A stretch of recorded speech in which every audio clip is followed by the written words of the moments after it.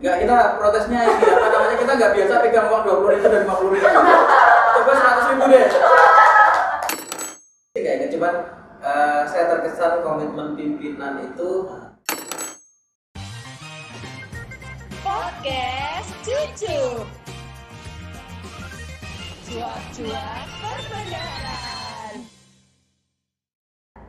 Welcome back to Torang Teh Podcast. Cucu, cuak-cuak, perbendaharaan.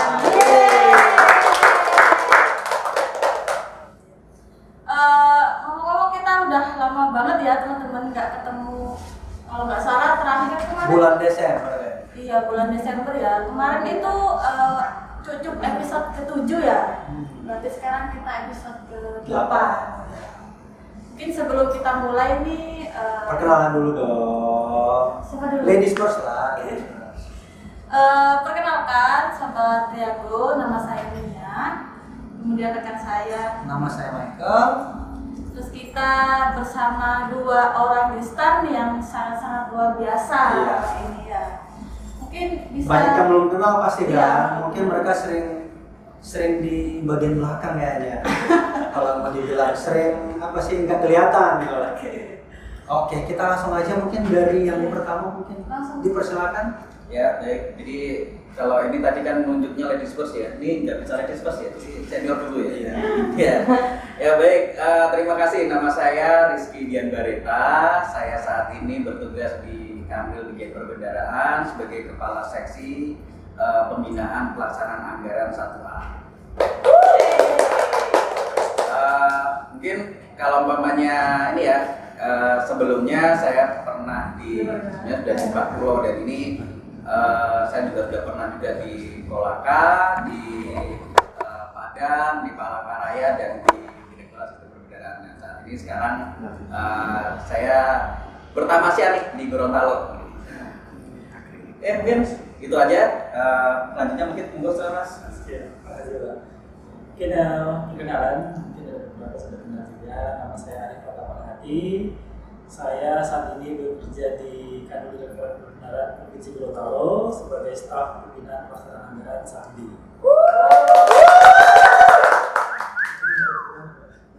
Udah ada tepuk tangan dari Sombong. Oke, alhamdulillah penempatan pertama saya di Gorontalo karena memang saya asli Gorontalo.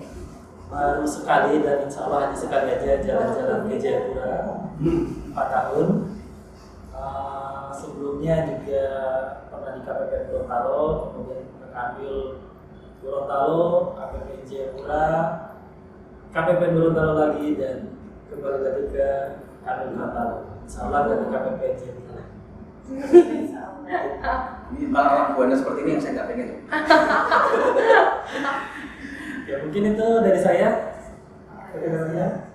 Oke, mungkin kalau biar lebih cair lagi mungkin kita bisa panggilannya apa nih? Mungkin dari Rizky apa bagusnya nih? Waduh, ini. Pak. Saya sering dipanggil ganteng. Panggil Rizky aja. Oh ya Pak Rizky. Orang Semarang sih itu. Pak Rizky. Pak Ari. Ini dua gestar kita ini luar biasa sekali ya teman-teman, seperti kamus berjalan ya kayaknya. Iya, betul sekali. Pengetahuannya sangat luas. Ngomong-ngomong, hari ini sehat semua ya, alhamdulillah. Ini kok berasa mau dites? Enggak, Alhamdulillah sehat, alhamdulillah sehat. Saya nanya sehat dulu tuh biasanya ini mau dites. Kita untuk sebagai informasi teman-teman sobat Triago, pada tahun 2022 triwulan 2 kemarin KPPN Gorontalo mendapatkan juara 1 IPA kategori KPPN tipe A1 Ibu Kota Provinsi, dan kemudian pada triwulan 3 memperoleh juara 3. Kemudian di Gorontalo ini ada 2 KPPN, yang pertama Gorontalo, kemudian KPPN Marissa. Nah, KPPN Marissa juga pada triwulan 2 memperoleh juara 2, dan pada triwulan 3 mendapatkan juara 3 kategori KPPN tipe A2. Mungkin banyak dari sobat Triago yang belum akrab ya dengan IPA itu apa ya, Iya. Mas Arif. Nah, dari bapak-bapak berdua mungkin. Ya. Mungkin bisa memberikan gambaran lebih luas tentang IKPA itu apa sih? Jadi mungkin ini sebelum kita ngomongin IKPA itu kita bicara dulu ini ya, jauh ke belakang ya. Ini asbabun nuzulnya katanya seperti itu. Jadi kita tahu sendiri di tahun 2004 kita ada reformasi keuangan negara ya. Jadi lahirnya Undang-Undang 1 dan Undang-Undang 17 tahun 2003. Nah, di situ kan pemisahan dari CFO sama CEO. Jadi Menteri Keuangan itu sebagai CFO itu mempunyai wewenang untuk membuat kebijakan. Jadi Menteri Keuangan selaku pun itu mempunyai wewenang untuk membuat aturan main dalam pelaksanaan anggaran. Nah, itu 2004. Nah, terus kemudian di tahun 2013 itu muncul PP 45 tahun 2013. Nah, di pasal 131 itu disebutkan bahwa BUN itu Ditjen Perbendaharaan ya, yang sebagai kuasa BUN itu bisa melakukan monitoring dan evaluasi pelaksanaan anggaran.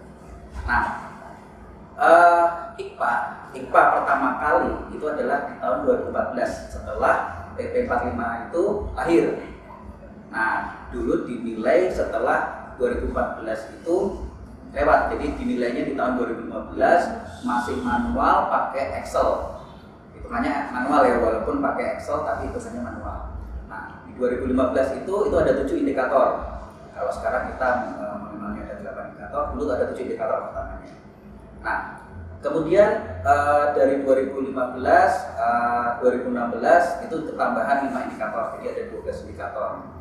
Nah, di situ muncul pertama kali Perdirjen yang mengatur mengenai penilaian kinerja anggaran itu per 9 tahun 2016. Nah, kemudian di 2017 itu di clustering untuk satker dengan paku besar, paku sedang, dan paku kecil. Nah, kemudian di 2018 ada perubahan PP 45, yaitu PP 50 tahun 2018. Masih di pasal yang sama, hanya perubahan di substansinya. Nah, berdasarkan PP 50 itu kemudian lahirlah PMK 195 tahun 2018 itu mengenai MONEF pelaksanaan anggaran. Nah, di tahun itulah pertama kali juga digunakan OMSPAN sebagai penilaian IKPA. Nah, di situ walaupun masih hitungannya OLAP ya, maksudnya OLAP itu kalau dari IT itu dia masih nggak real time. Nah, di tahun 2018 juga itu pertama kali IKPA itu menjadi salah satu bentuknya insentif kepada KL itu melalui PMK 114 tahun 2018. Nah, kemudian beralih di 2019 ada perkembangan terus. Di 2020 lahir Perdirjen 4 tahun 2020. Kemudian di 2021 Perdirjen 4 tahun 2021. Di situ terakhir di 2021 itu ada 13 indikator ya kalau kita ingat ya. Dan kemudian di tahun 2022 itu dirubah jadi Perdirjen 5 tahun 2022. Nah, di situ ada 8 indikator. Jadi dimanfaatkan ada 8 indikator dan lebih real time karena kita sudah menggunakan Sakti. Nah, di mana database terpusat. Nah, itu sejarahnya. Tapi maksudnya secara umum apa sih IKPA itu? Nah, IKPA itu kan tadi monitoring dan evaluasi ya. Nah, IKPA itu sebenarnya kalau umpamanya kita dengar Bu Menteri Keuangan ya, Bu Sri Mulyani sering mendengar bahwa untuk mendapatkan belanja yang berkualitas, value for money. Jadi bagaimana uang itu digunakan oleh negara, oleh instansi itu sesuai dengan tujuannya dan berkualitas, dalam arti berkualitas itu tidak menumpuk pada satu titik tertentu seperti umumnya di akhir tahun anggaran. Jadi tersebar sehingga taruhlah kalau umpamanya kita tertumpuk di satu titik di akhir tahun contohnya ya, mungkin kita tahu sendiri umpamanya satker nih berlomba-lomba di akhir tahun terus kemudian bikin seminar semuanya, pasti pada bingung, hotelnya terbatas. Nah akhirnya apa secara kualitas itu akan menurun. Nah itulah yang salah satunya adalah belanja berkualitas. Nah sehingga itu dirasakan oleh masyarakat, belanja pemerintah itu dirasakan oleh masyarakat itu sejak awal tahun. Karena kalau kita balik lagi teori ekonomi nih ya, walaupun saya bukan orang ekonomi, tapi pernah belajar ekonomi. Teori ekonomi itu kan ada untuk pertumbuhan ekonomi ada government, konsumsi, terus habis itu investasi, net ekspor impor. Nah, government ini masih memiliki porsi yang sangat besar sebagai pemicu pertumbuhan ekonomi.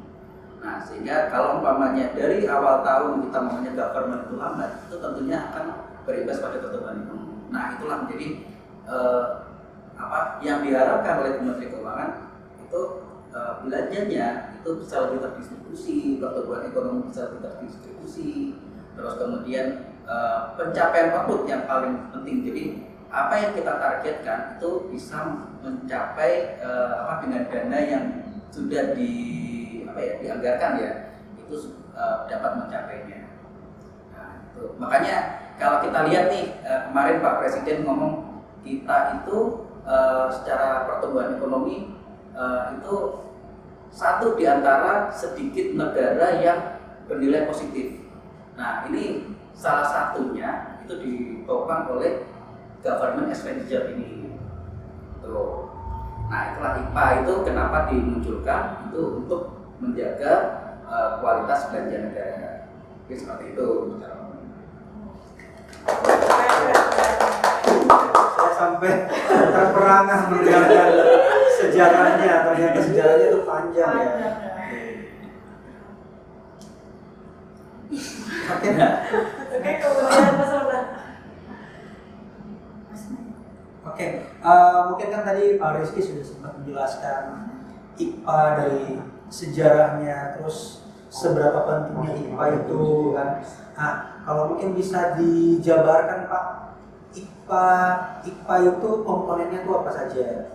Mungkin kan pasti banyak dari satker-satker, mungkin orang-orang awam mungkin nggak tahu IPA nih komponennya apa sih yang dinilai kan? Dari Pak Rizky atau Pak Arif yang bisa menjelaskan mungkin. Silakan Mas Arif aja. Nah, bagi-bagi tugas gitu kan. Iya. Soalnya honornya dibagi dua kan ya. Oh, ada ya. Honornya risal. Oke, seperti sudah dijelaskan tadi oleh Pak Rizky, di mana dari tahun 2015 sampai tahun 2022 ini IPA, komponen IPA itu telah mengalami perubahan. Dari 7 indikator, kemudian ditambah 5 menjadi 12, kemudian di tahun 2021 13 indikator. Nah, kemudian di tahun 2022 ini sesuai dengan per 5 tahun 2022 tadi, untuk IPA di 2022 dan sampai dengan terbitnya aturan yang baru itu kita terdiri dari 8 indikator yang terdiri dari 3 komponen. Jadi istilahnya dari bagian perencanaan, bagian pelaksanaan sampai dengan hasil atau outputnya. Dari bagian perencanaan itu dijabarkan yang tadi dari 8 itu ada 2 indikator. Yang pertama dari sisi revisi IPA, kemudian dari deviasi normatif IPA. Kemudian dari sisi pelaksanaan itu ada 3 indikator, belanja kontraktual, kemudian penyelesaian tagihan, penyerapan anggaran, PDOP sama dispensasi SPM. Nah, kemudian dari hasilnya itu yang dilihat adalah capaian output. Nah, dari ke-8 indikator ini itu memiliki bobotnya masing-masing. Dari revisi IPA itu bobotnya 10%, kemudian dari divisi alamat 3 itu 10%. Penyerapan anggaran merupakan bobot tertinggi kedua, yaitu sebesar 20%. Belanja kontraktual, penyelesaian tagihan sama pengalaman PDOP itu bobotnya 10%. Kemudian komponen terendah yaitu hanya sebesar 5% yang dari dispensasi SPM. Kemudian bobot tertinggi dari IPA itu sendiri adalah dari capaian 25%. Oke. Tanpa ada teks padahal ya. Bisa dijawab saya saja tapi nyari-nyari. Teksnya di bawah gitu. Teks berjalan. Kemudian seperti yang tadi sudah disampaikan ya di awal Di openingnya tadi ya. tadi Gorontalo juga meraih juara di triwulan 2 dan triwulan 3 gitu ya. Kemudian bagaimana kiat-kiat dari Kanwil nih, Kanwil DJPB Gorontalo untuk mengawal IPA Satker supaya bisa jadi juara. Kisi-kisinya Iya. kuncinya apa sih? Kuncinya itu adalah Pancasila. Wah, Ya, jadi ini ya, dari latar belakang di 2021 itu Kanwil Gorontalo itu juga mencapai peringkat pertama. Belum selesai ya, peringkat pertama dari bawah. Ya, peringkat pertama dari bawah. Jadi karena itulah kami dari Kanwil Gorontalo itu kita menggali kenapa sih seperti ini itu. Nah, di tahun 2022 sistem kerjanya kita coba ubah. Jadi makanya yang saya bilang Persatuan Indonesia Pancasila kan. Jadi kita buat grup dari masing-masing KPPN dan dari Kanwil ini kita bahu-membahu nih. Jadi kapan waktunya untuk revisi halaman 3 DIPA, terus bagaimana kita melihat dari penyerapan anggaran, terus kemudian kalau ada masalah dengan UPT-UP atau LS-nya ya dari Satker, terus sampai pengisian capaian output. Nah, itu kita saling membahu nih. Nah, ini Mas Mike ini salah satunya. Sebagai salah satu kos dari grup IKPA itu, sehingga bisa mencapai prestasi di tahun 2022. Nah, tambahan Mas Arif.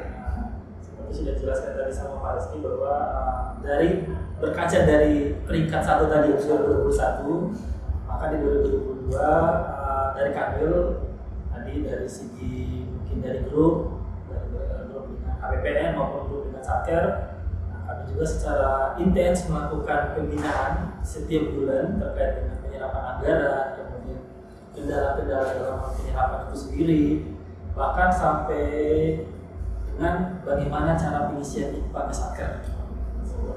Bahkan kalau kemarin kan Mas Mike, kemudian dari tim dari KPPN Gorontalo juga Mas Oy, Mas Lasa, Mas Cici, kemudian juga dari Marisa itu, kalau dulu kan Mas Adit, sekarang ke Pak Maupik. Nah, kami selalu berkoordinasi mencari tahu kira-kira kendala yang dihadapi Satker itu seperti apa.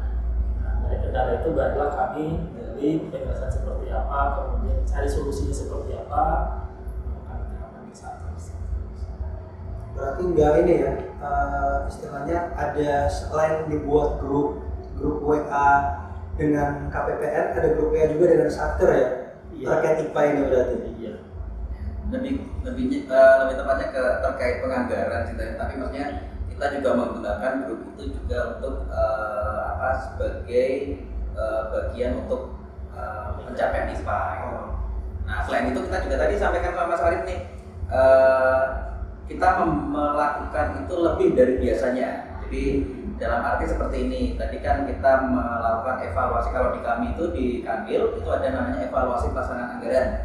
Nah, di evaluasi pelaksanaan anggaran itu wajibnya, fardunya ini adalah sekali per triwulan. Nah, jadi kita bikin tambahan sunnah. Jadi kita hampir tiap bulan kita undang Satker mana yang kira-kira penyerapannya itu rendah, terus masalahnya apa, terus kita coba cari jalan keluarnya. Nah, itu menjadi salah satu pendorong dari nilai IPA itu sendiri. Yang sudah disebutkan tadi juga biasanya kami sampaikan informasi apa batas revisi terakhir, penyidikan terakhir, sampai dengan batas penyimpanan catatan hukum, bahkan sampai dengan daftar Satker yang belum menyampaikan catatan hukum. Itu sebagai warning ke Satker lah, supaya jangan sampai ada yang terlambat. Berarti ada kalau dari berkaca dari pengalaman yang ada sampai tahun 2022 kemarin, menurut istilahnya tim dari Kanwil ya, itu ada berapa Satker kira-kira yang mungkin hampir setiap bulan itu Satker itu saja. Kan pasti ada monitoringnya kan. Ya. Kok kayaknya tiap bulan Satker ini lagi Satker ini. Ya nggak usah di-spill lah nama Satkernya. Ya kira-kira ada berapa Satker gitu yang. Ya kalau mamanya berapa Satker sih lumayan ya, mungkin sekitar 10% ada. 10% ya, 10% ada. Cuman maksudnya memang dari kita sejak zaman pandemi ya, itu berkaca juga di tahun-tahun sebelumnya bahwa apa ya, komitmen pimpinan itu penting gitu. Iya. Komitmen pimpinan dari Satker itu penting. Nah itulah apa namanya, kita sejak zaman pandemi engagement kita itu berkurang karena kita nggak pernah ketemu sama Satker. Nah kita nggak tahu Satkernya, bahkan mamanya saya berapa kali sering WA, tapi ternyata ya begitu ketemu, oh ini toh. Ya, jadi saya ada juga WA Satker, mamanya saya tiap bulan saya ingetin cabut. Saya panggil Pak, ternyata Bu. Gitu. Nah, jadi itu salah satunya. Jadi engagement Satker itu berkurang. Nah itu menjadi salah satu yang kami kalau umpamanya cabut, mana yang belum ngisi capaian output itu dari tim dari kami itu kontak, masing-masing kontak siapa yang apa namanya belum mengisi capaian output. Nah itu sebagai bentuk kita bagaimana sih kita menggugah ini ya. Komitmen dari para pimpinan, jadi kita kontak KPA. Cuman ada satu lagi nih fun fact ya. Fun fact di apa namanya di Kanwil Gorontalo itu dari masing-masing dari Kanwil di bidang PPA 1 itu ada 4 skala seksi. Masing-masing itu punya binaan KL ya. Nah, binaan KL. Jadi kami itu biasanya kalau namanya pas capaian output atau revisi halaman 3 DIPA, selain menggunakan membuat sebuah pengawasan itu kami gunakan sebagai kompetisi. Nah, kompetisi jadi dari empat-empatnya ini jadi binaan siapa yang paling jelek. Nah itu jadi sebagai bahan bulian masing-masing ya. Jadi nah itu yang menggugah mungkin teman-teman dari ini ya apa namanya masing-masing seksi di PPA 1 itu jangan mau jadi yang terendah gitu. Nah, itu menjadi ya apa namanya kita bekerja secara fun aja sih. Gitu. Kerja keras, kerja bersama dan aktif yang tadi itu ya Pak ya. Ada kompetisi internal di dalamnya. Kemudian Ini kan kalau sempat juga tadi dibacain sama Mbak Mia, kalau KPPN Gorontalo sama KPPN Marisa itu kan di triwulan pertama itu juaranya tuh bagus, maksudnya juara 1 sampai juara 2. Nah, terus di triwulan-triwulan selanjutnya kok terjadi penurunan. Itu kira-kira kenapa itu? Ya, Mungkin bisa mungkin ada yang miss lagi atau gimana? Ya, karena memang waktu awal tahun kemarin itu kan terbit aturan baru itu. Pada saat penerima terbit itu sekitar bulan April. Sehingga untuk IPA triwulan 1 sisi penyerapan anggaran sama di halaman 3 ditiadakan. Karena rata-rata selama setahun yang kami perhatikan selain capaian output, nilai terendah dalam IPA itu hanya ada 2, di penyerapan sama di penyerapan divisi operation. Nah, karena di perlimanya terbit bulan April, triwulan 1 bebas, diatur status. Nah, makanya terkait dengan cabut, pemenuhan UP dan lain-lain itu Gorontalo bakalan peringkat tertinggi. Nilainya juga paling tinggi. Kemudian pada triwulan 2 karena kita terhambat karena COVID, kemudian terhambat juga ada beberapa KL yang likuidasi khususnya untuk KPPN Gorontalo, kemudian dari sisi juknis dari slot 1 bahwa beberapa satker belum bisa melakukan penyerapan, nah makanya dari sisi penyerapan kita saya berpengaruh ke nilai triwulan 2, 3. Jadi karena penyesuaian ini ya, penyesuaian perhitungan ya. Mungkin karena triwulan pertama itu ada beberapa indikator free yang dibebaskan. Jadi begitu dihitung secara keseluruhan IPA-nya, itu baru terjadi penurunan. Tapi penurunannya kan nggak signifikan. Kita dapat juara kan. Alhamdulillah ya, dari sisi IPA Kanwil kita bisa angkat peringkat 1 selama 3 triwulan awal. Kemudian dari sisi KPP juga, tadi sudah dijelaskan bahwa peringkat KPP juga di atas Masih 3 besar. masih 3 besar.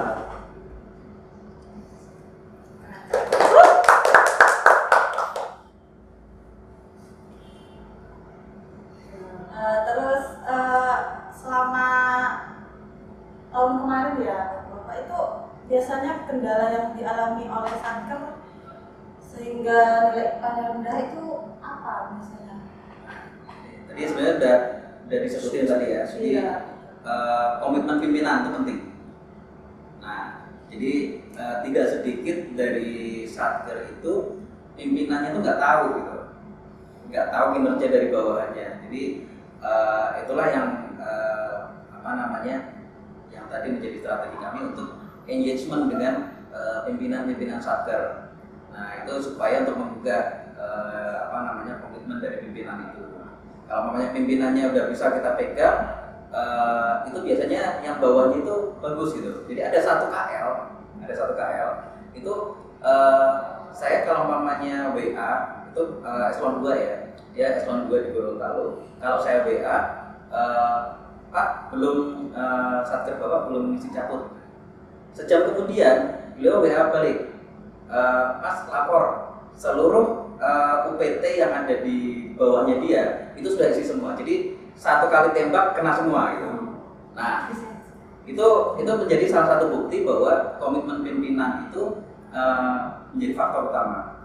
Nah yang kedua ini pengetahuan. Nah pengetahuan ini yang kemudian nanti mungkin ceritain sama Mas Arif ya, bagaimana pengetahuan satker itu kadang ini ya, jadi sering lupanya ya, jadi sering khilafnya, jadi mereka itu nggak secara konsisten melakukannya sehingga dari sisi pengetahuan itu nggak bisa diandalkan. Nah, jadi salah satunya kalau di awal tahun kita pengennya sebenarnya kayak diklat sosialisasi pengennya offline, karena kadang-kadang kalau online itu sambil bekerja sambil ini ya, jadinya sedikit yang masuk gitu. Nah tapi kemudian ya karena dari sisi ini ya sumber daya yang terbatas ya akhirnya memang dipilih secara online karena memang lebih murah gitu.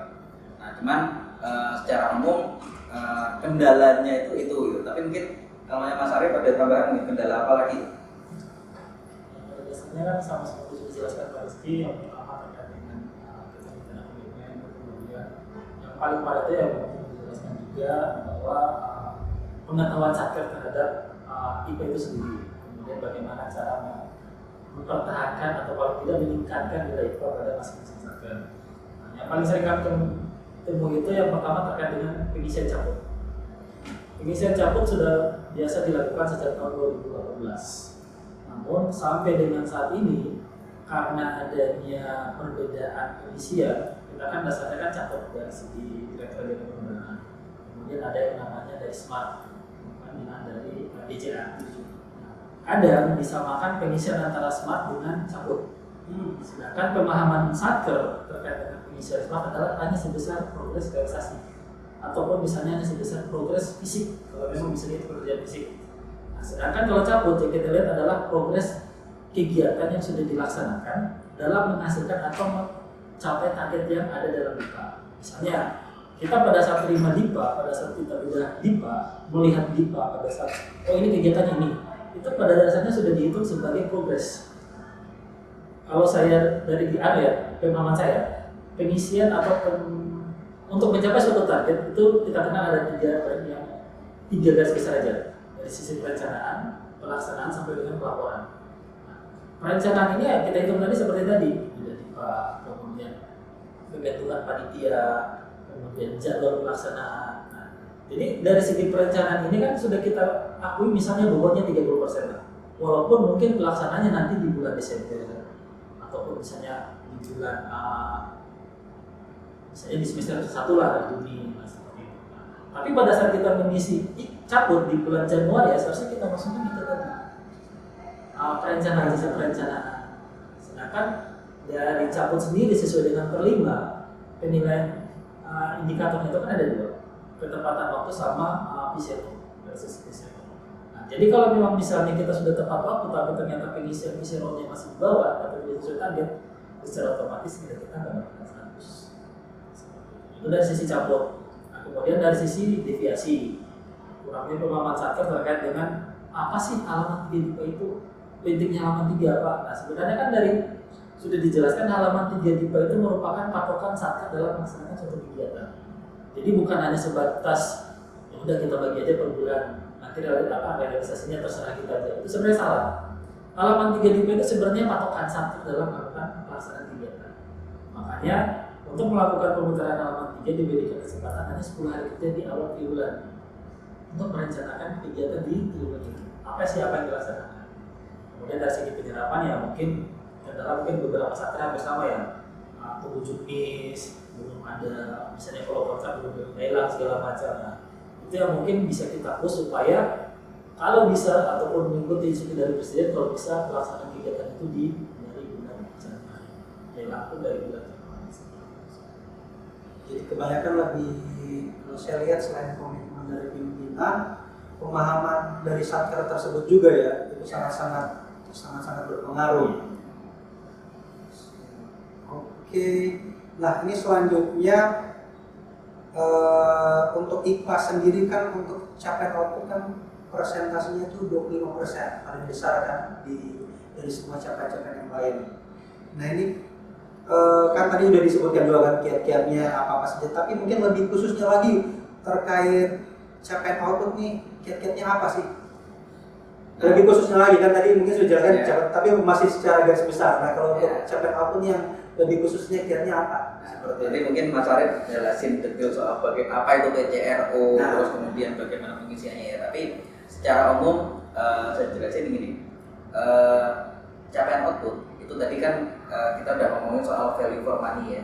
Nah jadi bagaimana uang itu bisa mencapai tujuan yang sudah ditentukan. Nah jadi kenapa itu menjadi salah satu alasan kenapa caput itu menjadi bobot yang paling tinggi. Nah, jadi karena pengennya itu adalah value for money, sehingga memang dititikberatkan di paling tinggi adalah capaian output. Nah, capaian output sendiri ini kalau umpamanya di akhir tahun itu memang dia biner ya, yes no.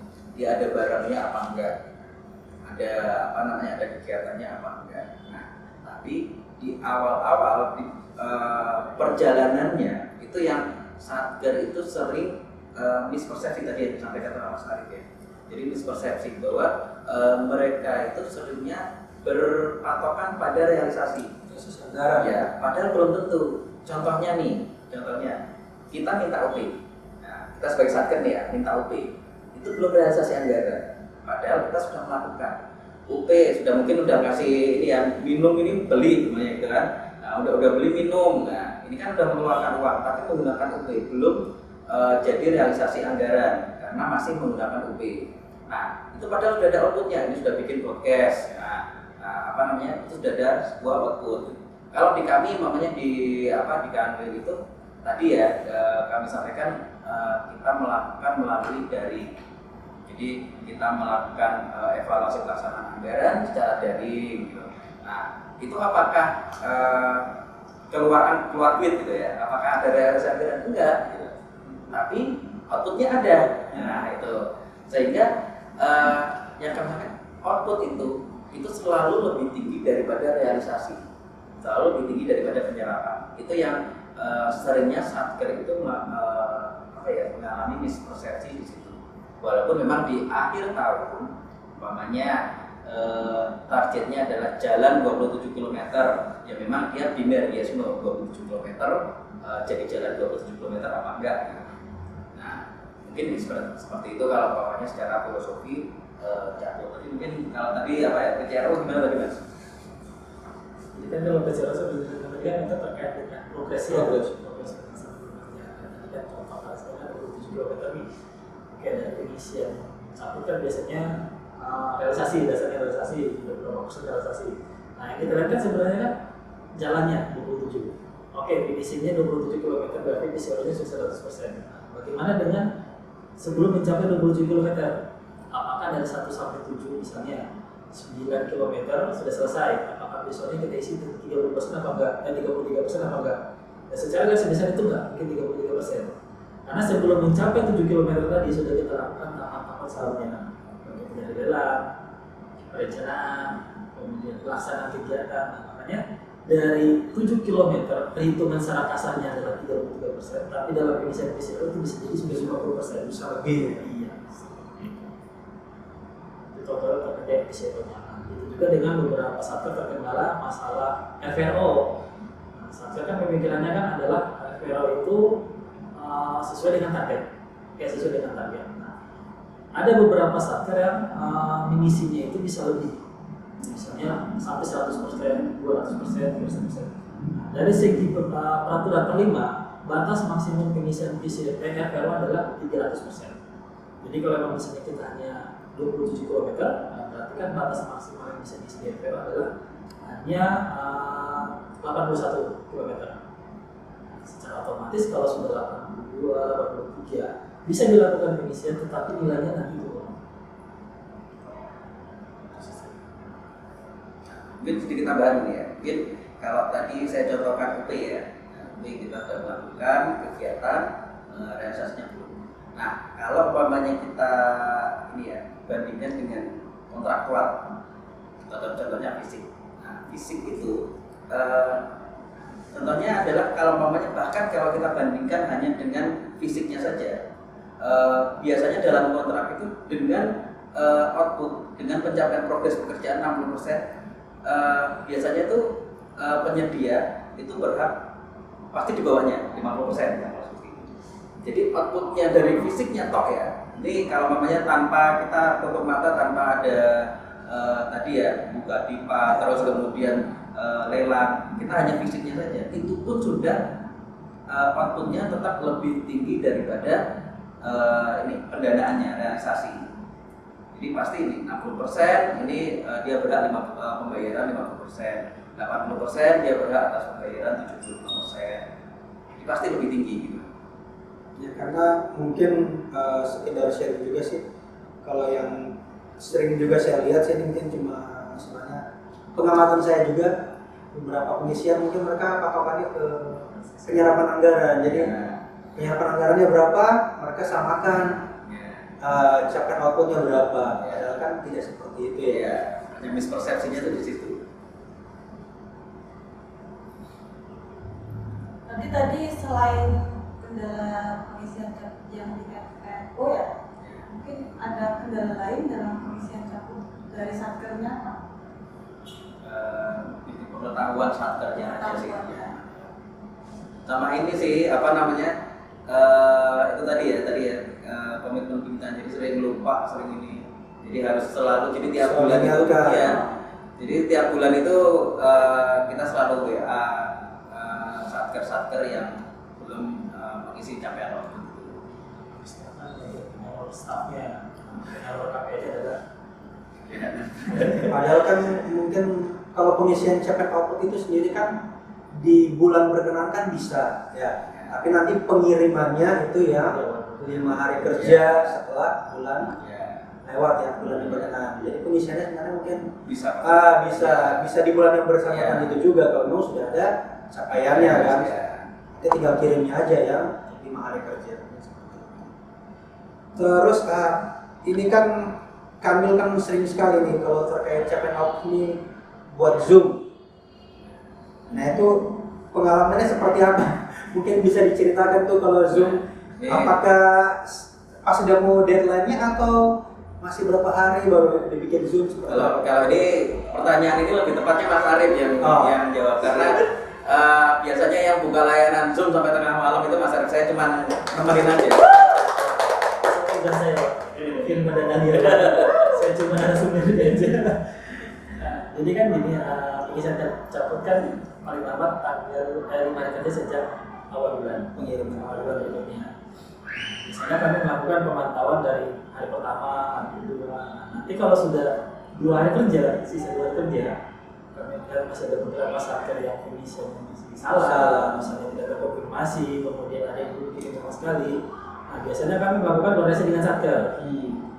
Jawaban satker kan kadang ada beberapa bermacam-macam, misalnya ada petugasnya lagi DL atau ada DL ataupun saya masih baru, pejabat baru belum komisi, nah kita buka Zoom-nya. Nah, di Zoom itu kan kita pandu sekaligus kita pastikan bahwa benar-benar diisi dengan benar, kemudian dikirim secara tepat waktu. Memang beberapa kali kita buka sampai malam, itu bahkan sampai awal Pak ya, sampai jam 11 lewat lah kita bisa sampai Kayaknya sampai tengah malam kayaknya Mas. karena itu beberapa penilaian IPA kan untuk cabut itu tadi per bulan ya, jelas per bulan. Sedangkan untuk penilaian PCR itu hanya per triwulan.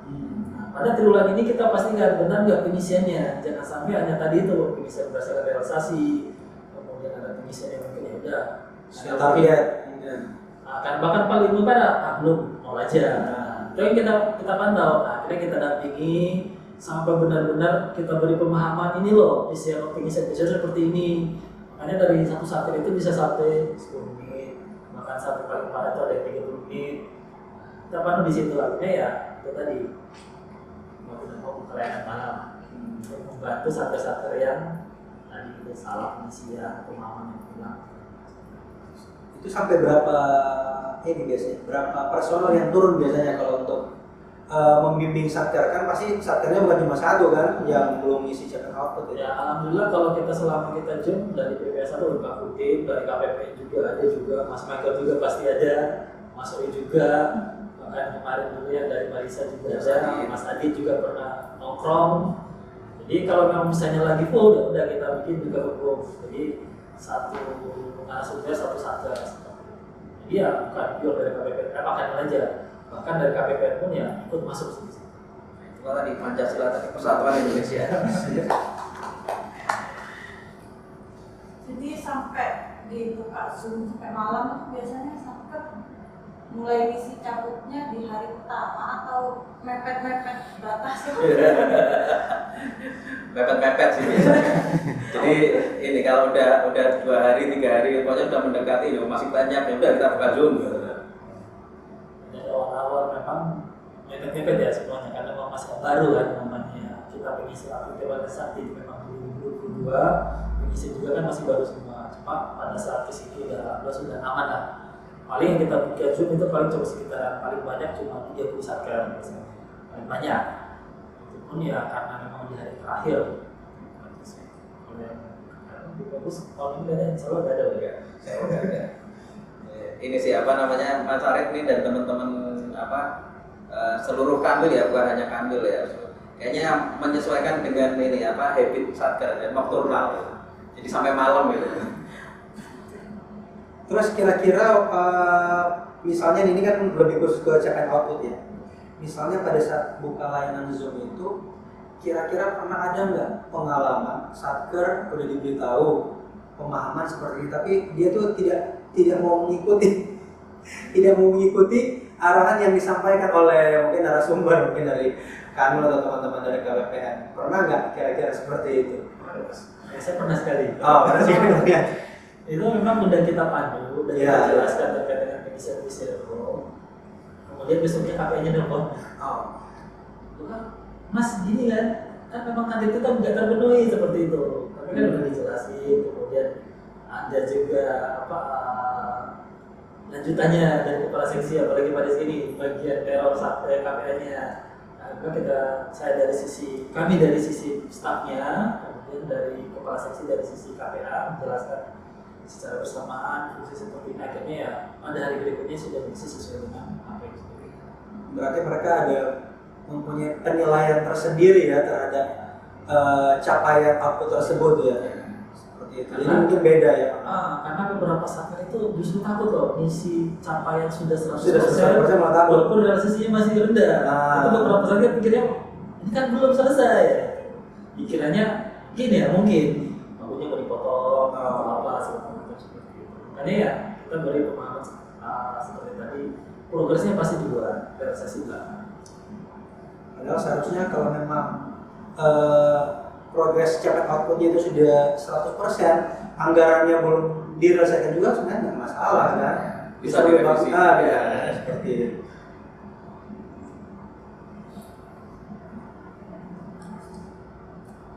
Jadi dari banyak satker di Gorontalo ini ya Pak, mungkin ada satker mana gitu yang bisa dijadikan contoh sebagai Satker terbaik lah. Iya, satker terbaik. Juara IPA kayak gitu. Nggak mungkin handle sama KPPN. Ya ada sih beberapa satker yang memang punya penyerapannya bagus, kemudian deviasi antaranya juga bagus. Konsisten lah istilahnya satker. Benar-benar memang terutama yang penyerapan sama deviasi tadi ya, yang paling susah sebenarnya kita kejar atau kita kawal. Kalau cabut kan oke lah kita bisa berikan pemahaman diisi sesuai. Tapi kalau dari segi penyerapan itu kan memang pure benar-benar dari satkernya harus dikawal. Nah, makanya ada beberapa satker sih yang memang penyerapannya bagus 100%, deviasinya bahkan sampai 99%. Nah, itu bukan 5% bisa jadi 10%. Nah, mungkin bisa tadi mungkin pertanyaan Mbak Mia itu satker mana? Dikasih tahu aja nggak apa-apa, jadi satkernya tahu ternyata. Kalau dari tabelnya itu terus terang ya, saya nggak pernah perhatikan tabel loh, berapa satker sama nilainya berapa. Cuma setiap mau mengambil data IPA itu sampai dengan Desember kemarin, kalau saya sebutkan satkernya ya, itu kantor pajak loh. Selalu peringkat paling atas. Ya wajar ya. Itu deviasinya itu 99%, koma sekian, penyerapannya 100%. Atau mungkin saya lihat ya, cuma jelas kalau dari saya ambil IPA, paling atas itu pas. Ya, karena pasti komitmen pimpinannya pasti tinggi sekali. Kan nggak mau dia. Cuma jelas di bawah itu ya tetap bagus. Cuma itu yang saya ingat paling atas saja. Atau Paris itu pernah ingat ya? Saya kalau nilainya sih nggak ingat, cuman saya terkesan komitmen pimpinan itu Kanwil Kumham. Jadi Kanwil Kumham saya kalau mamanya senangnya apa? Begitu kalau mamanya WA Kanwilnya, KPA-nya kan dia, WA Kanwilnya Pak izin lapor. Padahal saya mengingatkan hanya untuk satker Kanwil Kumham. Saya mengingatkan hanya untuk satker Kanwil Kumham. Nah, nggak lama sejam 2 jam beliau WA saya balik lapor melebihi ekspektasi saya. Seluruh UPT Kumham di Gorontalo sudah isi cabut gitu. Itu yang saya apresiat banget gitu. Nah ini mungkin ada pertanyaan yang beda dari tema kita mungkin ya. Saya sudah menikah. Bukan ya? Kirain. Nah ini terkait PMK yang baru, itu PMK nomor 210 garing PMK .05 tahun 2022 dengan dibandingkan dengan PMK yang lama, PMK 190 garing PMK .05 tahun 2012. Mungkin bisa Pak Rizky mungkin bisa cerita sedikit seperti apa ini? Jadi PMK-nya. PMK 210 nih ya, PMK 210 ini pengganti dari PMK 190 yang kita sudah mengenal mungkin dari adik-adik ya, mungkin lahirnya pun di PMK 190. Nah, jadi tapi sebenarnya PMK 210 ini salah satunya adalah dia memperbaiki dari sisi formal peraturan perundang-undangan. Jadi kita di sini di Indonesia punya Undang-Undang 12 tahun 2011 itu kan tentang pembentukan peraturan perundang-undangan. Nah, di situ disampaikan bahwa untuk melaksanakan undang-undang dibentuklah PP. Nah, tapi fun fact-nya adalah PMK 190 itu lahir duluan sebelum PP-nya. Jadi PMK 190 itu bukan payung hukum ke PP, tapi langsung ke undang-undang. Nah, walaupun itu nggak masalah sebenarnya. Nah, kemudian lahirlah di tahun 2012 kan lahir PMK itu ya 190, di 2013 PP tersebut lahir. Walaupun sebenarnya tidak ada yang bertentangan, tapi ini PMK ini seolah-olah kembali ke jalur yang benar, kembali ke track yang benar bahwa dia patokannya adalah di PP 45 tahun 2013 sebagai penjelasan pelaksanaan dari Undang-Undang 1 tahun 2004. Nah, itu yang pertama dari sisi formal. Yang kedua dari sisi substansi, dari sisi materialnya. PMK ini sedikit memperbaiki atau mengubah PMK 190 dengan menyesuaikan keadaan terkini, kekinian gitu lah. Nah, di 2010 ini yang jelas dia yang pertama adalah simplifikasi. Kalau kita bandingkan dengan PMK 190 mungkin lebih ramping ya, Kalau dulu lebih gendut, sekarang diet olahraga sehingga lebih ramping, lebih singset ya di 2010 ini. Nah itu. Nah di 190 kita terkungkung pada salah satunya adalah terkungkung pada lampiran. Nah sehingga di 210 ini menghilangkan lampirannya. Jadi kalau namanya kita bandingkan bahwa bahkan keluarannya sakti itu pun beda dengan format yang ada di 190. Nah sehingga memang ya sudah kita biarkan pada elemen-elemen data apa saja yang kita butuhkan. Nah itu yang di 210. Nah selain itu di 210 itu juga mengakomodir dari teknologi, yaitu adanya dokumen elektronik, dengan tanda tangan elektronik untuk SPM-nya. Nah terus kemudian ada beberapa perubahan substansi seperti dia mengadopsi PMK 50 tahun 2018 tentang kompetensi jabatan kendaraan. Terus kemudian perubahan dari sisi pembayaran yang sebelumnya kita bayar 50 juta ke satu penyedia, ini bisa dibayar sampai 200 juta kepada satu penyedia. Nah selain itu juga ini kumpungan UP. Kalau dulu kita harus ngapalin pagu sekian sampai sekian, UP maksimal sekian. Nah ini sebenarnya pagunya itu dia untuk yang bisa di-UP-kan itu hanya tinggal dibagi 12 dengan maksimal 500 juta. Walaupun ini masih harus menjadi PR bagi kita ya, baik Kanwil maupun KPPN. Takutnya banyak satker yang mempunyai pagu 52, 53 sehingga kalau mamanya dibagi 12 langsung itu akan membuat nilai IPA, balik lagi ke nilai IPA, dan nilai IPA-nya menurun. Karena apa? Dia bukan berdasarkan dari operasionalnya, apa yang dia butuhkan tiap bulan, tapi dia hanya menghajar dari ini aja, gampangnya 52 berapa, 53 berapa bagi 12, padahal nggak begitu juga gitu. Walaupun memang secara legal formal, secara peraturan itu memang perhitungannya dari 2012, tapi mungkin itu yang perlu tantangan buat teman-teman di Kanwil dan KPPN ya, untuk edukasi ke satker bahwa kalau bisa UP-nya hanya operasional saja, berapa yang kira-kira dibutuhkan di bulan tersebut gitu. Ini ada tambahan Mas? Cuma menambahkan terkait dengan UP tadi Pak, itu kan beberapa satker pemahaman terbalik biasanya Pak. Biasanya satker pemahamannya UP dulu baru bisa LS. Padahal fungsi APBN itu mengendaki LS dulu, baru kalau misalnya tidak bisa jadi melakukan pembayaran mekanisme LS, baru bisa meminta UP. Nah, makanya kalau tadi seperti kata Pasti ya, jangan sampai total pagu 52 sama 53 dibagi 12 itu sebesar UP. Nah untuk LS-nya kapan? Untuk mana? Nanti malah pengaruh ke nilai IPA khususnya untuk pemahaman. Sampai dia mintanya besar, ternyata kebutuhan untuk tiap bulannya itu kecil. Seperti itu. Akhirnya revolvingnya yang tidak tepat, nilai IPA-nya turun. Justru paling bagus ya kalau bisa UP-nya revolving aja tiap hari, nggak masalah.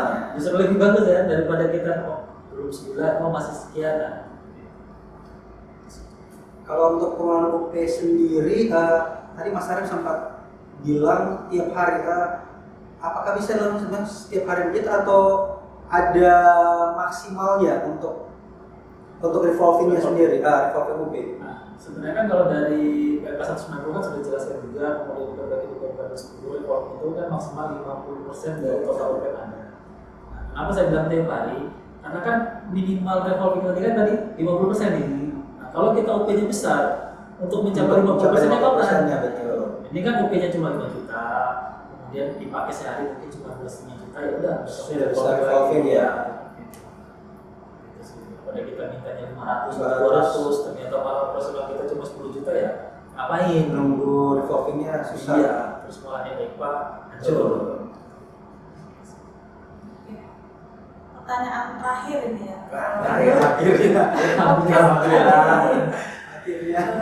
Harapan untuk satker di lingkup Kanwil Dirjen Perkendaraan kamu ini apa untuk nilai IPA tahun 2023? harapan. Ya. Harapan dan saran. Iya, iya. Asal dulu deh, saya tak pikir dulu. Lebih baik lagi. Harapannya sih kalau tadi kan Pak Rizky sudah jelaskan kan komitmen dari pimpinannya untuk menjaga lingkungan yang bagus. Nah, harapan saya sih jangan hanya pimpinan aja, masing-masing pejabat perbendaharaan diminta komitmennya untuk menjaga itu. Karena kan tanpa adanya pejabat perbendaharaan baik dari bagian perencanaan, pelaksanaan sampai dengan laporan, nilai ini nggak bakalan bisa maksimal. Dan diharapkan selalu berkoordinasi dengan Kanwil maupun dengan KPPN apabila ada kendala. Jangan malu-malu, silakan aja. Kami terbuka kok. Mungkin kalau dari KPPN lagi full, silakan aja datang ke kami. Bisa ditransfer ya. Nah, kita punya tenaga ahli di sana. Ada afirmasi ya? Ya kalau saya sih sebenarnya ya simpel aja sih kalau misalnya tetap continuous improvement ya. Jadi kalau dari nilai Kementerian Keuangan ya kesempurnaan. Jadi sebisa mungkin lebih baik daripada yang sudah kita capai. Jadi apapun itu, pokoknya mulai dari komitmen pimpinan, dari komitmen pejabat perbendaharaan, bahkan mungkin pengetahuan, mungkin satker juga, bahkan mungkin bagi teman-teman khususnya yang ini ya jabatan fungsional ya, jabatan fungsional mungkin bisa menggunakan jabatan fungsional tersebut menjadikan satkernya itu lebih baik lagi. Jadi karena tugasnya kan mungkin banyak analisis atau apa, jadi sudah tahu nih leaknya di mana, plus minusnya di mana, sehingga menjadikan tidak hanya untuk ngejar angka kredit, tapi juga menjadikan satker tersebut lebih baik lagi. Mungkin itu secara Keren ya. Sudah kali ini sangat-sangat berbobot. Sangat berat. Bapak dulu ya. Berat. Nanti kalau masih ada pertanyaan bisa. Enggak ada ya? Ada nggak? Oke, sebelum mengakhiri podcast pada kali ini, kita ada games kecil-kecilan dulu ini. Iya. Coba kecil, Pak. Coba Kecil. Akhirnya yang gede. Untuk menghibur sobat Triago yang menonton podcast kali ini ya. Games yang pertama, games tebak gambar. Yeay. Mulai dari siapa nih? Dimulai dari orang. Aduh. Aduh, saya Enggak, cuma Pak Rizky sama Oh, kita kayak kita. Oke. kalau gitu saya wakilkan aja. Saya juga lebih positif. mulai dari siapa dulu? Mulai dari Rizky. Rizky. Kirain saya menang itu jadi yang kelas 2. Oke. Siap. Oke, dimulai dari Pak Rizky dulu. Siap. Siap? Oke. Enggak sih. Piring. Karao. Kalau Berarti Pak Rizky dulu Kak, Oh, jadi Pak Rizky. enggak kan mewakili. salah apa tadi? Berarti Karawo. Karawo. Sri Mulyani. Yeay. Ganti-gantian. Enggak, nanti Kak Arif ada sendiri Pak. Oh. Bapak mantan Kanwil. Siapa namanya? Pak Sugiarto. Yeay. Pak Kepala KPPN. Pak Arif Rohman. Yeay. Pilu Siram. Yeay. Siapa Pak? Apa sih uang 20.000? Salah. Pahlawan. Siapa itu ya? Pahlawan 20.000 itu siapa ya? APBN. Maramis. Salah. Dari Manado. Samratulangi. Oh, Samratulangi. Oh. Limboto. Yeay. Apa itu? Itu di studi. Hah? Satker. Gak tahu. Motor. Bapak ada yang tahu? Ibu Dewi. Dewi. 521. Izin. Bagian kedua, Kak Arif. Pak Rizky. Aladin. Selanjutnya, Aduh. Badan Gorontalo. Lupa. lupa. Dirjen. Astera. Ya. Astera apa? Ibu Kanwil, PLT Kanwil Provinsi Gorontalo Ibu Rati. Ye. Pak Kepala KPPN Marisa, Pak Uscoy, Ye. Bila Bulo. Ye. Nah, ini siapa? Saya protes kok duitnya lebih gede ya. Nggak kenal deh. Yang ini ada yang tahu? Nggak tahu.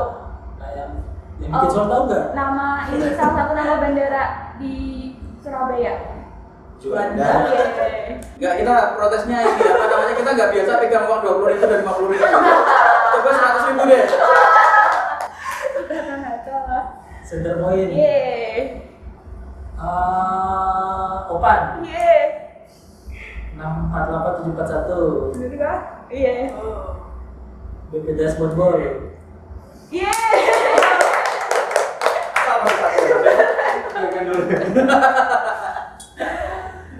Keren. Iya, silakan. Saya cuma protesnya satu. Kenapa uang 20.000? Kalau 100.000 mungkin saya tahu. Sama 2.000. Enggak 500 coba gitu. Terima kasih. Dah. Oke, terima kasih atas kehadiran. Bapak-bapak narasumber. Iya, keren sekali hari ini ya.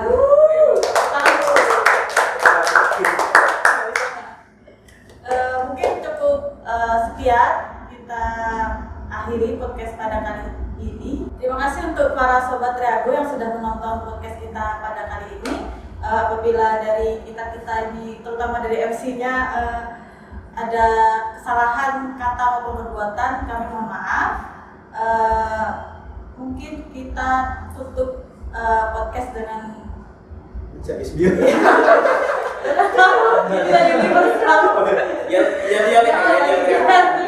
Mungkin Bapak Wisata juga ikut. Tadi gestar, sekarang langsung ber.